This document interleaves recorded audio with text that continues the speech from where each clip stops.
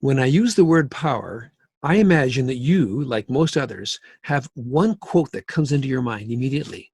Yes, the most famous quote about power is by Lord Acton. Power tends to corrupt, and absolute power corrupts absolutely. And the fact that we have seen so many examples of the misuse of power, it does make us cynical, makes us back off from this whole thing of power. And it's made us conflicted as Christian leaders about this whole issue of power. We see the abuses almost every night on the news, whether it's in the police or economic powers or other ways that people are oppressing other people. And yet we also know that without power, you can't create things. You can't make life better. And so we have this conflicted feeling when we talk about power as Christian leaders. And yet, isn't the ability to see something in the future, a preferred future, and take people there and influence a crowd to go with you, isn't that the use of power?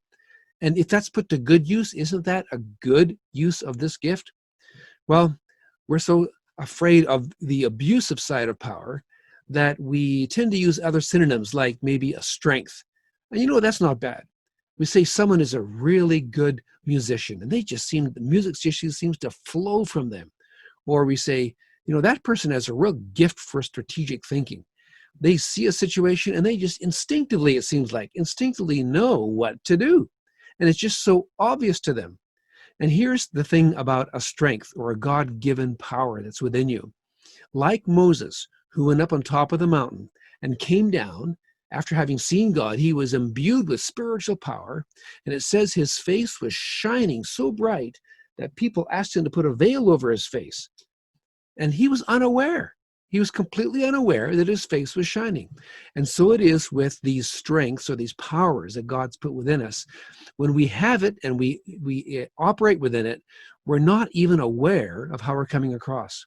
So when it comes to handling this question of power, we do need to be aware, first of all, that we're coming across a lot more forcefully than what we think. We need to be self-aware about power and know how to veil it sometimes so that we don't just intimidate people around us. And yet we need to exercise it.